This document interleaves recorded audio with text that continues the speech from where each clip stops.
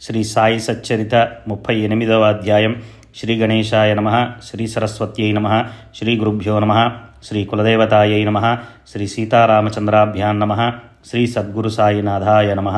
సకల జగత్తుకు ఆనందాన్నిచ్చేవారు, భక్తుల కోరికలను తీర్చడానికి తత్పరులు, చరణాలను ఆశ్రయించిన వారి త్రితాపాలను హరించే గురువరా, మీ పాదాలకు వందనములు.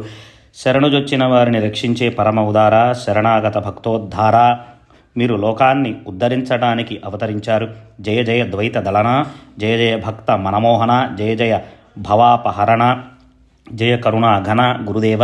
ఎంతటి భాగ్యఫలమో, మీ చరణాలను కళ్ళతో చూశాము, మీ సమాగమ సుఖంలోని ఆనందాన్ని అనుభవించాము. గతించిపోయిన ఆ సమయం మళ్ళీ రాదు. బ్రహ్మ యొక్క మూసలో శుద్ధ ఆత్మ స్వరూపాన్ని పోస్తే వచ్చిన అందమైన ఆకారమూర్తియే సత్పురుష శ్రేష్ఠులైన సాయి. సాయియే ఆత్మారాముడు, సాయియే పూర్ణానంద ధాముడు. వారు స్వయం ఏ కోరికలు లేనివారు, భక్తులను నిష్కాములుగా చేస్తారు. సర్వధర్మాలను రక్షించేవారు. బ్రహ్మ క్షాత్ర తేజస్సుతో మృత్యువును కూడా భక్షించేవారి సుగుణాలను వర్ణిస్తాను. జనన మరణాలకు సంబంధించిన బంధనాలను త్రెంచివేసే వారికి జడుణ్ణి అంధుణ్ణి అయిన నేను సాష్టాంగ వందనం చేస్తున్నాను. గత అధ్యాయంలో సాయినాథుని చావడి ఊరేగింపును ఉత్సాహంగా వర్ణించాను. ఈ అధ్యాయంలో అఖండ సుఖాన్నిచ్చే వంట పాత్రను గురించి వినండి. పసిబిడ్డలకు తినడం మాత్రమే తెలుసు, కానీ ఏమి తినాలో వారికి తెలియదు. పాలు పట్టాలా లేక అన్నం పెట్టాలా అన్న చింత తల్లికే. అట్లే మా సాయిమాత నా చేత కలం పట్టించి గ్రంథాన్ని తమ భక్తులపైని ప్రేమతో వారి కోసం వ్రాయిస్తున్నారు. ప్రతి యుగంలో మోక్ష ప్రాప్తికి మానవులు చేయవలసిన ప్రమాణ సిద్ధమైన ధర్మాలను సాధనలతో శాస్త్రాలలో చెప్పారు. అవి కృతయుగంలో తపస్సు, త్రేతాయుగంలో జ్ఞానం, ద్వాపర యుగంలో యజ్ఞం, కలియుగంలో దానం. దాన ధర్మాలను ఎల్లప్పుడూ చేస్తూ ఉండవలసినదే. అయినా ఆకలిని తీర్చటం పరమధర్మం. నిత్యం నియమంగా అన్నదానం చేయటం కర్మలలో ముఖ్య కర్మ. మధ్యాహ్నం 12 అయితే చాలు. అన్నం తినకపోతే ప్రాణం ఆందోళన పడిపోతుంది. మనకు వలనే ఇతరుల కూడా అని తెలుసుకునేవారు గొప్పవారు. శాస్త్ర ప్రమాణంగా ఆచరించే ధర్మాలలో అన్నదానం అగ్రగణ్యమైనది, ప్రప్రథమమైనది. దానికంటే శ్రేష్టమైనది మరొకటి లేదు. అన్నం పరబ్రహ్మస్వరూపం. అన్నంలో నుండే ప్రాణులు ఉత్పన్నమవుతాయి. జీవులను జీవింపచేసే సాధనం అన్నమే. చివరకు జీవులు అన్నంలోనే కలిసిపోతారు. సమయాలలో ఎప్పుడైనా సరే వచ్చిన అతిథులకు గృహస్థులు అన్నదానంతో సంతుష్టిపరచాలి. అన్నం పెట్టకుండా అతిథులను తిప్పి పంపిస్తే దుర్గతి ఆహ్వానించుకున్నట్లే. వస్త్రాది వస్తువుల దానంలో యోగ్యతను చూడవచ్చు, అన్నదానంలో పాత్రతను చూడనవసరం లేదు. ఎవరు ఎప్పుడు గుమ్మం వద్దకు వచ్చినా సరే వారికి అన్నం పెట్టకుండా అనాదరం చేయటం మంచిది కాదు. వేదాలలో అన్నదాన మహత్వాన్ని చెప్పారు. అందుకే బాబా కూడా లౌకిక రీతిని ఆచరిస్తూ అన్న సంతర్పణ చేసేవారు. చంద్రుడు లేని తారల వలె, పథకం లేని హారం వలె ధనదానం లేదా ఇతర దానాలు ఎన్ని చేసినా అన్నదానం లేకుండా అవి సంపూర్ణం కావు. షడ్రసాలలో పప్పు శ్రేష్టమైనట్లు పుణ్యాలలో పుణ్యం అన్నదానం. కలశం లేని శిఖరం తామరలో లేని సరస్సు వలె శోభించవు. ప్రేమ లేని భజన వలె, కుంకుమ లేని సువాసిని వలె, సుస్వరం లేకుండా పాడాలనే వ్యర్థ ప్రయత్నం వలె, ఉప్పు లేని మజ్జిగ వలె బాగుగా ఉండవు. రోగులకు, శక్తిహీనులకు, గుడ్డి, కుంటి, చెవిటి వారికి, దీనులకు ముందుగా అన్నం పెట్టాలి. వారి తర్వాతనే ఆప్తులకు, బంధుమిత్రులకు పెట్టాలి. ఇప్పుడు జిజ్ఞాసులు ప్రీతి కోసం మరియు శ్రోతలకు తెలియచేయటానికి బాబా యొక్క వంట పాత్ర గురించి చెప్పటానికి ప్రయత్నిస్తాను. మసీదు ప్రాంగణంలో బాబా ఒక పెద్ద పొయ్యిని పెట్టేవారు. దానిపై చాలా పెద్దదైన పాత్రను పెట్టి దానిలో సరిపడా నీరు పోసేవారు. ఒకప్పుడు తీయటి పరవాన్నం, మరొకప్పుడు మాంసంతో పలావు వండేవారు. ఒకప్పుడు గోధుమ పిండితో ఉండలు చేసి ఉడుకుతున్నప్పుడు పప్పు పులుసులలో వేసేవారు. మరొకప్పుడు ఆ పిండిని పలచగా ఒత్తి సన్నని ముక్కలుగా కోసి వానిని ఉడుకుతున్న పప్పులో మెల్లగా వేసేవారు. మసాలాలను రాతి బండ మీద బాగా నూరేవారు. అన్నిటినీ సరి అయిన పాళ్లలో బాబా స్వయంగా వేసేవారు. తమ చేతులతో పెసరపప్పు వడలను వేసి మెల్లగా గిన్నెలో వేసేవారు. స్వర్గాది భువనాలను ఆశించి పశువులను హింసించి యజ్ఞ క్రతువులలో బ్రాహ్మణులు కూడా పురుడోషాన్ని సేవిస్తారు. ఈ హింసను శాస్త్రాలు సమ్మతించినట్లు చెబుతారు. అట్లే బాబా కూడా ముల్లాను ఆజ్ఞాపించి అతనితో శాస్త్రోక్తంగా మంత్రోచ్చారణ చేయించి విధి విధానాలతో మేకను కోయించేవారు. ఒకప్పుడు పెద్ద తపేలాలో, మరొకప్పుడు చిన్న తపేలాలో అన్నం వండి అన్నార్తులకు భోజనం పెట్టేవారు. 50 మందికి అన్నం సరిపోయే తపేలా గిన్నె చిన్నది, 100 మందికి పైగా అన్నం వండే పాత్ర పెద్దది. బాబా స్వయంగా వర్తకుల వద్దకు వెళ్ళి సరుకులు కొనేవారు. అరువు అనే మాట లేదు. వెంటనే చేతిలో డబ్బు పెట్టేవారు. ఉప్పు, కారం, మిరియాలు, జీలకర్ర, కాయగూరలు, ఆకుకూరలు, కొబ్బరికాయ వగైరా వస్తువులన్నింటినీ బాగా చూచి బేరం చేసి స్వయంగా తెచ్చేవారు. మసీదులో కూర్చొని గోధుమలను, పప్పును, జొన్నలను బాబా స్వయంగా విసిరేవారు. వంట కొరకు చేయవలసిన ముఖ్యమైన పనినంతా బాబా విశ్రాంతి అనేది లేకుండా స్వయంగా చేసేవారు. మసాలాలు నూరేటప్పుడు కూడా తామే మనస్ఫూర్తిగా చేసేవారు. పొయ్యిలోని మంట సరిగ్గా ఉండటానికి కర్రలను మాటిమాటికి కిందకు పైకి జరుపుతూ ఉండేవారు. పప్పు నానపోసి స్వయంగా బండపై నూరేవారు. ఇంగువ, జీలకర్ర, కొత్తిమీర అవి వేసి వంటకాలను గుమగుమలాడేలా చేసేవారు. పిండిని తడిపి దానిని మూరెడు పొడవు ముద్దలుగా చేసి వానిని వెడల్పుగా ఒత్తి చపాతీలను చేసేవారు. జొన్న పిండిలో సరిపడా నీరు పోసి పాత్రలో కాచి మజ్జిగను కలిపి అంబలిని కూడా చేసేవారు. ఈ అంబలిని కూడా వారు ఎంతో ప్రేమతో ఇతర వంటకాలతో పాటు స్వయంగా అందరికీ వడ్డించేవారు. వంట పూర్తిగా తయారయ్యాక పాత్రను పొయ్యి మీద నుండి దింపించి తీసుకువెళ్లి మసీదులో ఉంచేవారు. మౌల్వీతో విధిపూర్వకంగా ఫాతిహా చేయించేవారు. ఆ నైవేద్య ప్రసాదాన్ని మొదట మహల్సాపతికి, తాత్యాకు పంపేవారు. మిగతా నైవేద్యాన్నంతా బాబా స్వయంగా తమ చేతులతో వడ్డించేవారు. పేదవారు, దుర్భరులు సంతోషంగా సంతృప్తిగా తినేవారు. ఆ భోజనం కోసం వచ్చిన వారు సంతోషంగా సంతృప్తిగా తినేవారు. అయినా బాబా తినండి తినండి అని ఎంతో ప్రేమగా బలవంత పెట్టేవారు. బాబా స్వయంగా వడ్డించగా తృప్తికరంగా భోజనం చేసిన వారు ఎంత భాగ్యవంతులు, ఎంత ధన్యులు. బాబా మాంసంతో వండిన అన్నాన్ని ప్రసాదమని భక్తులందరికీ భేదభావం లేకుండా వడ్డించేవారా అని ఇక్కడ సందేహం సహజంగా కలుగుతుంది. ఈ సందేహాన్ని తీర్చటం కష్టమేమీ కాదు. ఎప్పుడూ మాంసం తినేవారికే ఆ అన్నాన్ని వడ్డించేవారు. జీవితంలో ఎన్నడూ మాంసం ఎరుగని వారికి మాంసాన్ని అసలు ఎప్పుడూ తాకనిచ్చేవారు కాదు. ఆ ప్రసాదాన్ని సేవించాలని కోరుకునే వారికే పెట్టేవారు. గురువు స్వయంగా ప్రసాదాన్ని ఇచ్చినప్పుడు తినవచ్చా తినకూడదా అన్న ఆలోచన కలిగే ఆ శిష్యుడు ఆత్మఘాతకుడే పతనానికి పోతాడు. ఈ తత్వం తమ భక్తులకు ఎంతవరకు అవగాహన అయిందో అని తెలుసుకోవడానికి బాబా వినోదాలతో తమాషాలను చేసి చూపేవారు. వ్రాస్తూ ఉంటే చిన్న విషయం గుర్తుకు వచ్చింది. తమ శ్రేయస్సు కొరకు శ్రోతలు సావధానంగా వినండి. ఒకసారి ఏకాదశి రోజున బాబా దాదా కేల్కర్తో నా కోసం కొర్హానా నుండి మాంసాన్ని తెచ్చి పెడతావా అని అడిగారు.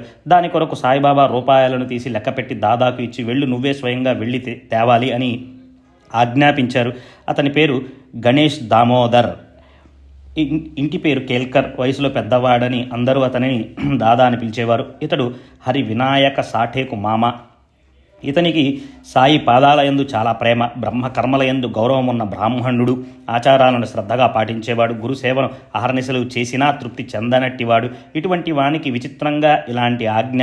ఇది అతనికి ఎలా అనిపించిందో తెలియదు. దృఢమైన శరీరం కలిగి అభ్యాసం ద్వారా మనసు నిశ్చలంగా మారి వారి బుద్ధి కూడా గురు పాదాలయందు స్థిరంగా ఉంటుంది. కేవలం ధనధాన్యాలు, వస్త్రాలు వగైరా గురువుకు అర్పించటం గురుదక్షిణ కాదు. గురువుగారి ఆజ్ఞను పాటించి వారిని ప్రసన్నులు చేయటమే అసలైన దక్షిణ. కాయా, వాచ, మనస అన్నిటినీ గురువుకు అంకితం చేసి గురుకృపను పొందిన వారిదే నిజమైన శ్రద్ధ. బాబా ఆజ్ఞను శిరసావహించి దాదా వెంటనే బట్టలను తొడుక్కుని ఆ ఊరికి బయలుదేరాడు. అప్పుడు బాబా అతనిని వెనకకు పిలిపించి దానిని కోసం తీసుకుని రావటానికి ఎవరినైనా పంపరాదు. పోవడం రావడం వృద్ధాశ్రమ నీకెందుకు అని అన్నారు. అప్పుడు మాంసాన్ని తేవటానికి దాదా నౌకరు పాండును పంపాడు. ఇంతలో బాబా దాదాతో అప్పుడు ఏమన్నారంటే, పాండు బయలుదేరిపోతుండగా బాబా దాదాతో ఇవాళ అవసరం లేదు, అతనిని వెనకకు పిలువు అని చెప్పారు. ఒక్కసారి బాబాకు వంట చేయాలని బుద్ధి పుట్టింది. పొయ్యి మీద డేగిశాను ఉంచి దానిలో మాంసాన్ని వేశారు. బియ్యాన్ని కడిగి అందులో పోశారు. సరిపడా నీరు పోసి పొయ్యిలో కర్ర మంట పెట్టి ఊదుతూ కూర్చున్నారు.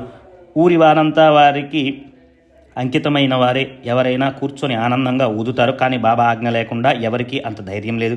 బాబా ఆజ్ఞాపిస్తే వారి భక్తులు పరమోత్సాహంతో అన్నం కూడా వండి పెట్టుకుని తెస్తారు. కానీ బాబాకు ఇది ఇష్టం లేదు.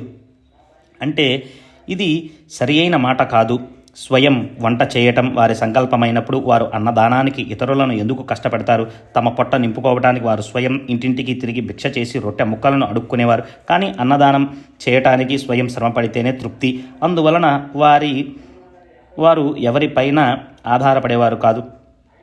100 మందికి సరిపడేలా పిండి, బియ్యం, పప్పు వగైరా వస్తువులను చక్కగా చూచి బాబా డబ్బులు చెల్లించి స్వయంగా తెచ్చేవారు. చేత చేటలను పుచ్చుకుని స్వయం వర్తకులు అంగళ్లకు వెళ్ళేవారు. వ్యవహారంలో ఎలా దక్షతతో ఉండాలో వారిని చూచి నేర్చుకోవాలి. వస్తువులను చేతిలోకి తీసుకుని చక్కగా బేరమాడేవారు. వారిని ఎవరూ మోసపుచ్చలేకపోయేవారు. పైగా ఇతరుల గర్వం కరిగిపోయేది. ఒక పైసా అయినా వ్యర్థం కాకుండా చక్కగా ధర కట్టి లెక్క చేసినట్లు నటించిన 5 అడిగితే 10 వెంటనే ఇచ్చేసేవారు. స్వయంగా పని చేయటం వారికి ఎంతో ఉత్సాహం. ఇతరులు చేస్తే వారికి నచ్చేది కాదు. ఎప్పుడూ ఎవరిపైన ఆశ పెట్టుకునేవారు కాదు.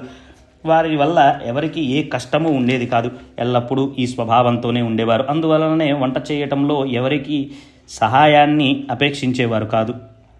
వంట మాత్రమేనా, ధుని కొరకు కర్రలను ఉంచే గది యొక్క ముందు భాగం 3 వంతులు గోడ బాబా తమ స్వహస్తాలతో నిర్మించినదే. పనివాడు మహాదు మట్టిని బాగా కలిపి ఇస్తే బాబా తమ చేతితో తాపీని పట్టుకుని ఇటుకలను వరుసపై వరుస పేర్చుతూ గోడ కట్టేవారు.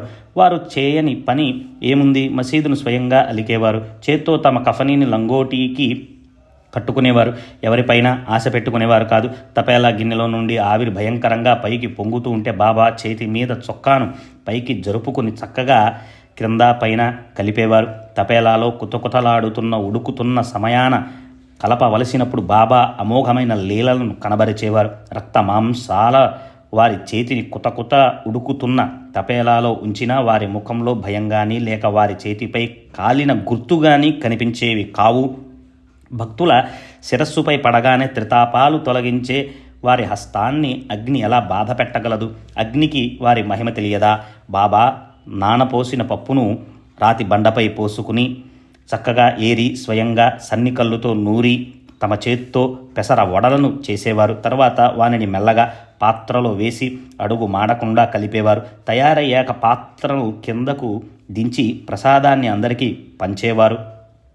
అందరికీ అని శ్రోతలు అంటారేమో, సాయిబాబా యవనులు కదా, మరి ఇంటింటికి ఇటువంటి అధర్మాచరణను ఎలా చేసేవారు? ఈ సందేహానికి సమాధానం ఒకటే. సాయిబాబా ధర్మం అధర్మం గురించి ఎప్పుడూ ఎరుకలో ఉండేవారు. తపేలాలో వండిన పదార్థాలను అందరూ తినాలి అని బాబా ఎవరిని ఎప్పుడూ బలవంత పెట్టేవారు కాదు. కానీ ప్రసాదాన్ని తినాలన్న ఇచ్చ కలిగిన వారికి కోరికను తీర్చేవారు. కానీ ఎప్పుడు ఎవరిని మోసగించేవారు కాదు. వారి జాతి అసలు ఎవరికి తెలుసు కనుక మసీదులో ఉంటారు కనుక ముసల్మాను అని అంటారు. కానీ వారి పద్ధతులను ఆచరణలను చూస్తే వారి జాతి తెలియదు. భక్తులు వారిని తమ దైవమని అంటారు.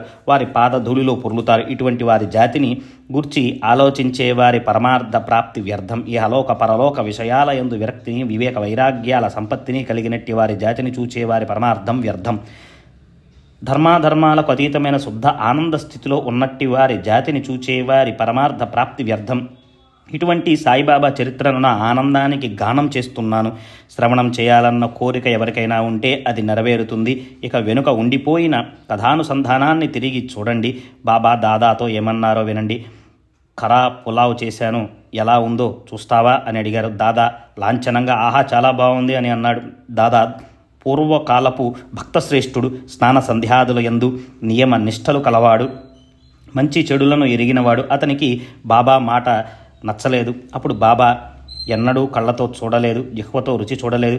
మరి బాగుందని ఎలా చెప్పావు అని దాదాతో అన్నారు. పాత్ర పైన మూత తీసి లోపల చేత్తో తీసి చూడు అని అంటూ బాబా అతని చేతిని పట్టుకుని డేగిశా లోపలికి తోశారు. ఇక చేయి తీసి గరిటలోకి పళ్ళెంలోకి తీయి, మడి కట్టుకున్నానని ఊరికే బడాయిపోకు అని అన్నారు. సత్పురుషులు శిష్యులకు అనుచితమైన దానిని చేయమని చెప్తారు అని అనుకోవటం పొరపాటు. సత్పురుషులు అపారమైన దయ కలిగి ఉంటారు. వారి మార్గం వారికే తెలుసు. నిజమైన ప్రేమ తరంగాలు లేచినప్పుడు తల్లి బిడ్డను గిల్లి బిడ్డ ఏడుస్తుంటే తన గుండెలకు హత్తుకుంటుంది. తినకూడని వానిని తినాలని మనసు పడే వారి వాసనలను అణిచివేసి మనసును నిగ్రహించుకునే వారిని బాబా ఉత్సాహపరిచేవారు. గురు ఆజ్ఞాపాలన మీమాంస ఒక్కసారి ఎంతటి కఠిన పరీక్షకు దారితీసిందంటే జీవితంలో ఎన్నడూ మాంసాన్ని తాకని భక్తుని నిశ్చయం ఊగిసలాడింది. వాస్తవానికి బాబా స్వయంగా ఎప్పుడు ఏ భక్తుని అయినా తప్పుదారిలో ప్రవేశపెట్టేవారు కాదు. క్రీస్తు శకం 1910వ సంవత్సరానికి ముందు బాబా ఎంతో ఉత్సాహంగా తరచూ వంటలు వండేవారు. తర్వాత ముంబాయి పట్టణంలో అక్కడక్కడ దాసగను సంకీర్తనల ద్వారా సాయి మహత్యం ప్రజల మనసుల్లోకి చోటు చేసుకుంది. అప్పటి నుండి ఆబాల వృద్ధులు బాబా మహిమను తెలుసుకుని అసంఖ్యాకంగా జనులు షిరిడీకి రాసాగారు. బాబాకు పంచోపచార పూజలు, అనేక రకాల నైవేద్యాలు, మధ్యాహ్నం సాయంకాలం భోజనం, ఫలహారాలు మొదలయ్యాయి. అన్నం, పప్పు, పూరి, హల్వా, చపాతీలు, పచ్చళ్ళు, వడపప్పు వగైరా అనేక రకాల వంటకాలు, పంచామృతం, క్షీరాన్నం అవి పుష్కలంగా వచ్చేవి. సాయిబాబా దర్శనానికి యాత్రికులు అపరిమితంగా పరిగెత్తుకుంటూ వచ్చేవారు. సాయిబాబాకు నైవేద్యాన్ని సమర్పించేవారు. దానితో ఆకలిగా ఉన్నవారు సంతృప్తి చెందేవారు. బాబాకు ఛత్ర చామరాలతో, రాజోపచారాలతో పూజలు జరిగేవి. తాళాలు, తప్పెట్లు, డోలు మొదలగు వాద్యాల ఘోషతో భక్త జనులు భజనలు చేసేవారు, పెరిగారు.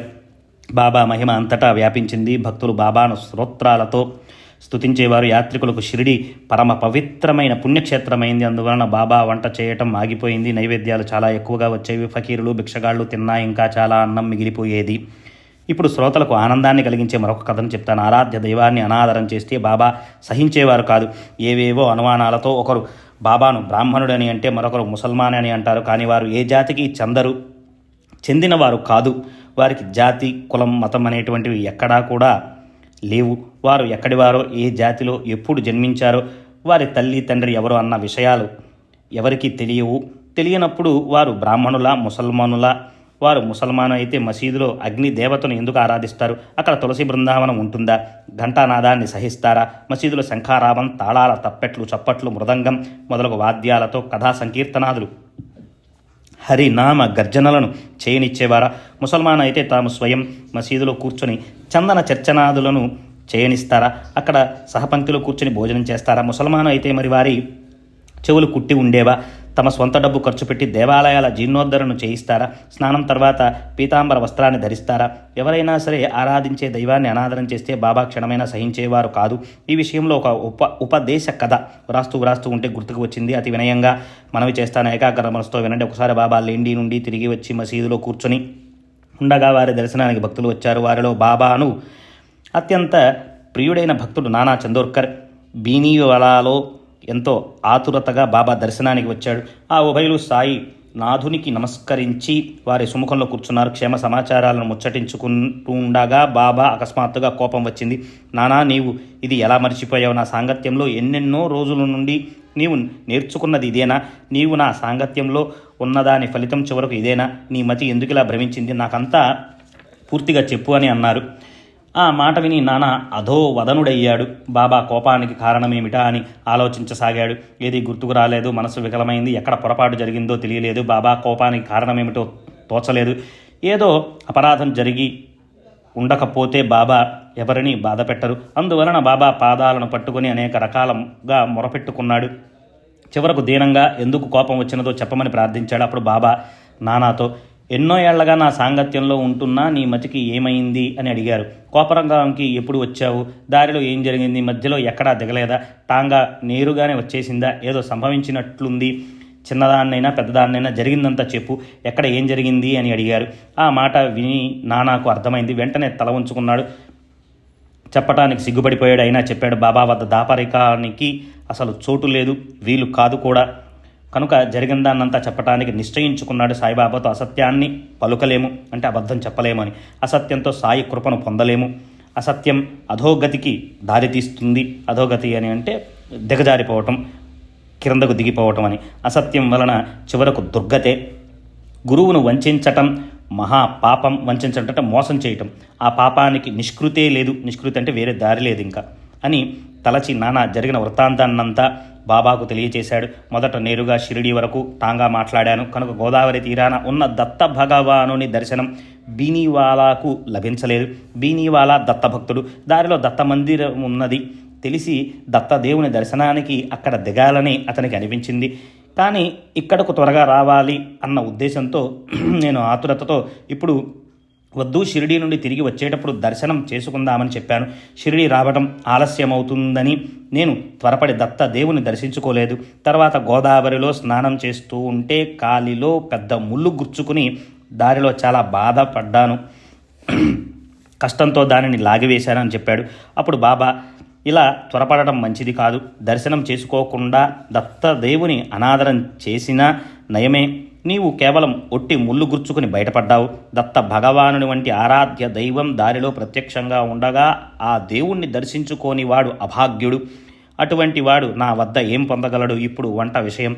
మసీదులో సాయితో పాటు పావనమైన మధ్యాహ్నం భోజనం మరియు సాయి యొక్క భక్త వాత్సల్యం. ప్రతిరోజు మధ్యాహ్న పూజ ముగిశాక ఆరతి జరిగిన తరువాత భక్తులు తిరిగి వెళ్ళేటప్పుడు వారందరికీ బాబా విభూతినిచ్చేవారు. మసీదు గోడ చివర బాబా వచ్చి నిలిచి ఉంటే ప్రాంగణంలో కూర్చున్న భక్తులు ఒక్కొక్కరు వచ్చి వారి పాదాలకు వందనం చేసేవారు. వారి చరణాలపై శిరస్సు నుంచి వారి ఎదుట నిలబడగా వారు ఒక్కొక్కరి నొసట విభూతిని పెట్టేవారు. తర్వాత ఇక మీరందరూ భోజనానికి మీ ఇళ్లకు వెళ్ళండి అని బాబా చెప్పగా వారి ఆజ్ఞను శిరసావహించి భక్తులు వెళ్ళిపోయేవారు. బాబా వెనుకకు మరలగానే అలవాటుగా తెరను లేపేవారు. గణగణమని పళ్ళాలు గిన్నెల చప్పుళ్లతో ప్రసాద వితరణ వైభవంగా జరిగేది. సాయి హస్తస్పర్శతో పవిత్రమైన నైవేద్య శేషాన్ని తీసుకుని పళ్ళాలను అనేక మంది వారి పళ్ళెముల కోసం ఎదురు చూస్తూ ప్రాంగణంలో కూర్చునేవారు. ఇక్కడ నింబారు సమీపంలో గోడకు వీపు పెట్టి బాబా కూర్చునేవారు. వారికి ఇరువైపులా వరుసగా పంక్తులు తీరగా అందరికీ ఎంతో ఆనందంగా ఉండేది. తమ తమ నైవేద్యాలను తమ సమర్థుని ఎదుట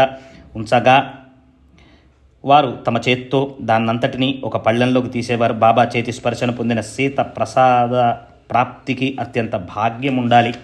ఆ ప్రసాదాన్ని సేవించి వారు లోపల బయట పునీతులే తమ జీవితాలను సఫలం చేసుకుంటారు.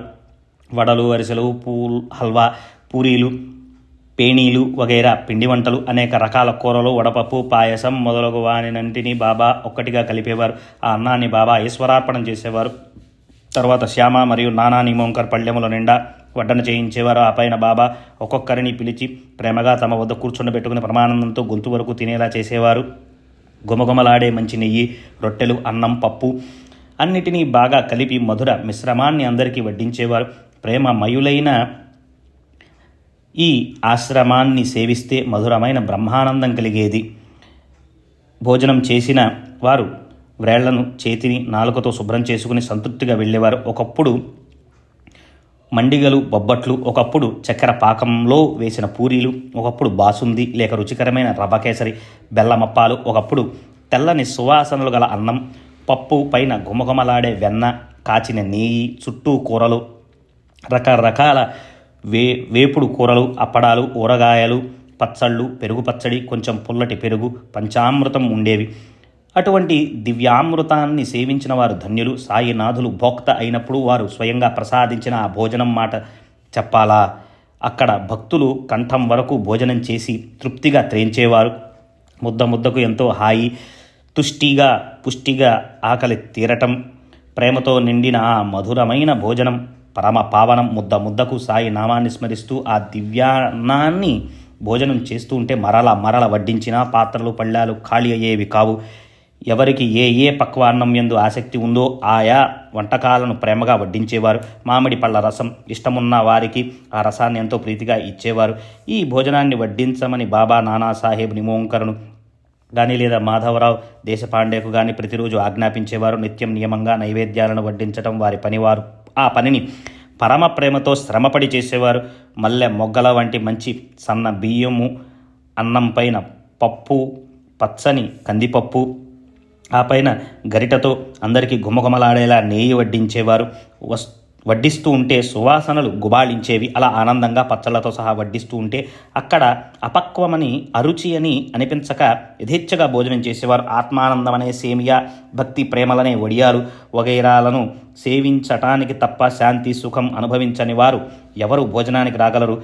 హరి రన్నం, హరి భోక్త, హరియే అన్నం, హరియే రసాన్ని ఆస్వాదించేవాడు. అటువంటి అన్నాన్ని ఇచ్చే దాతలు, వడ్డించేవారు, సేవించేవారు ధన్యులు. ఈ మధుర రసానికంతటికీ మూలం గురు చరణాలలో ప్రబలమైన నిష్ఠ.